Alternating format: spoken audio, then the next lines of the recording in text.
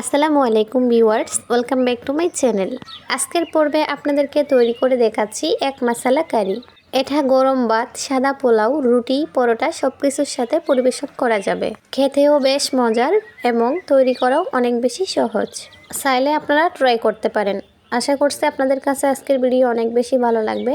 ভিডিওটা ভালো লাগলে অবশ্যই লাইক, কমেন্ট, শেয়ার করবেন এবং চ্যানেলটা সাবস্ক্রাইব করে নিয়মিত চ্যানেলের সাথে থাকবেন। রেসিপিটা করার জন্য লাগবে ডিম। আমি এখানে 4টা ডিম নিয়েছি। ডিম সিদ্ধ করার আগে একটু ভিনেগার দিয়েছি যেন ডিমটা পেটে না যায়। এবার ডিমটা ভেজে নেব। দিয়ে দিলাম পরিমাণ মতো তেল, 1 চিমটি লবণ আর 1 চিমটি হলুদ। আমরা জানি ডিম তেলে দেওয়ার পর কিন্তু তেলটা ছিটে আসে, তবে তেলে দেওয়ার সাথে সাথে যদি একটু হলুদ আর লবণ অ্যাড করে দেন তাহলে সেটা আর আসবে না। এখন আমি ডিমটা দিয়ে ভেজে নিচ্ছি। হালকা লালচে হওয়া পর্যন্ত ডিমগুলোকে ভেজে নিতে হবে। ডিমগুলোতে কিন্তু হালকা লালচে কালার চলে আসছে, আমি উঠিয়ে নিয়েছি। এখন তেলে দিয়ে দিচ্ছি 1/2 কাপ পরিমাণ পেঁয়াজ কুচি আর গরম মশলা দিয়েছি 2-3 টুকরা দারুচিনি, 1টা লবঙ্গ, 1টা গোলমরিচ আর 1টা এলাচ। আমি যেহেতু কম পরিমাণে রান্নাটা করতেছি সেজন্য আপনারা মশলাটা আপনাদের আন্দাজ বুঝে অ্যাড করবেন। এখন দিয়ে দিয়েছি 2 টেবিল চামচ পেঁয়াজ বাটা, 1 টেবিল চামচ আদা রসুন বাটা। আদা রসুনের কাঁচা গন্ধটা যেন চলে যায় সেভাবে মশলাটাকে ভেজে নিতে হবে। মশলাটা ভাজার সময় অবশ্যই চুলার হিট মাঝারি টু লো হিটে রাখবেন। একদম হাই করলে কিন্তু পেঁয়াজটা পুড়ে যাবে। বেশ কিছুক্ষণ ভাজার পর দেখবেন পেঁয়াজের কালারটা লাইট গোল্ডেন হয়ে আসছে। ঠিক তখনই বুঝে নিতে হবে আপনার মশলাটা ভাজা হয়ে গেছে।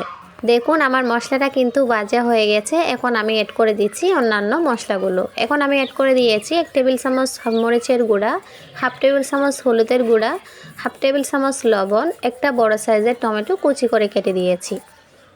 এখন নেড়ে ছেড়ে টমেটোটা সফট হয়ে আসা পর্যন্ত ভেজে নিতে হবে। এই মশলাটা যত সম্ভব আপনি সময় নিয়ে করবেন, আপনার রান্নাটা কিন্তু ততটা বেশি স্বাদ হবে।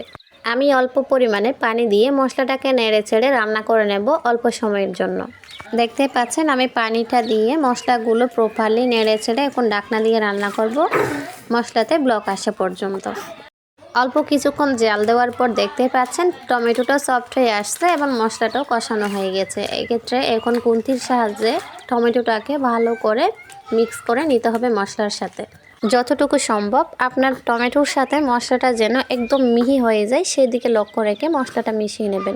এখন আমি অ্যাড করে দিচ্ছি 1 টেবিল চামচ গুঁড়া দুধ। এই এক মশলা কারিতে গুঁড়া দুধটা অবশ্যই দিতে হবে, তাহলে আপনারা এক মশলা কারির অরিজিনাল স্বাদটা পাবেন। গুঁড়া দুধটা দিয়ে মশলার সাথে আলতো করে মিশিয়ে নিয়ে অ্যাড করে দিতে হবে ভেজে রাখা ডিমগুলো। ডিম দেওয়ার পর মশলার সাথে অনবরত নেড়ে ছেড়ে ডিমগুলোকে হালকা করে কষিয়ে নিতে হবে। দেখুন ঠিক এভাবে মশলার সাথে একটু ডিমগুলোকে কষিয়ে নেবেন, এতে করে কিন্তু স্বাদটা বৃদ্ধি পাবে। ডিমগুলোর সাথে মশলাটা কষানোর পর সুন্দর একটা ফ্লেভার বের হবে। ঠিক তখনই অ্যাড করে দিতে হবে আপনার গ্রেভির জন্য অল্প পরিমাণে পানি। পানিটা দেওয়ার পর আমি রান্না করব হাই হিটে 3 থেকে 4 মিনিট, এরপরে দমে দেব। এই এক মশলা কারিটা বাসায় একবার হলো ট্রাই করবেন, অনেক বেশি মজার হয়ে থাকে এই রান্নাটা। 3-4 মিনিট জাল হওয়ার পর কিন্তু আপনার গ্রেভিটা একটু টেনে গিয়েছে। ঠিক তখনই চুলার আঁচটা একদম লো হিটে রেখে দমে বসাতে হবে। 4 মিনিট পর দেখুন ডিমের গ্রেভিটা একদম টানে গিয়েছে। এখন আমি অ্যাড করে দিয়েছি 2টা কাঁচা জাল। মাঝখান থেকে ফালি করে দেবেন না, এতে করে অতিরিক্ত জালটা বের হয়ে যাবে। জালটা আপনাদের পছন্দ মতো অ্যাড করতে পারেন।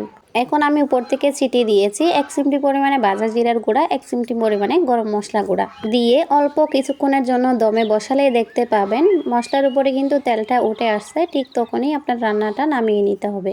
দেখতে পাচ্ছেন এক মশলা কারির কালারটা কত সুন্দর আসছে। এই এক মশলা কারিটা দেখতে যেমন সুন্দর, খেতেও অসম্ভব মজার হয়। আশা করছি আজকের আমার রেসিপিটা আপনাদের কাছে অনেক বেশি সহজ মনে হয়েছে। আজকের মতো ভিডিওটা এখানেই শেষ করতেছি। সবাই ভালো থাকবেন, সুস্থ থাকবেন, আমার জন্য দোয়া করবেন। আল্লাহ হাফেজ।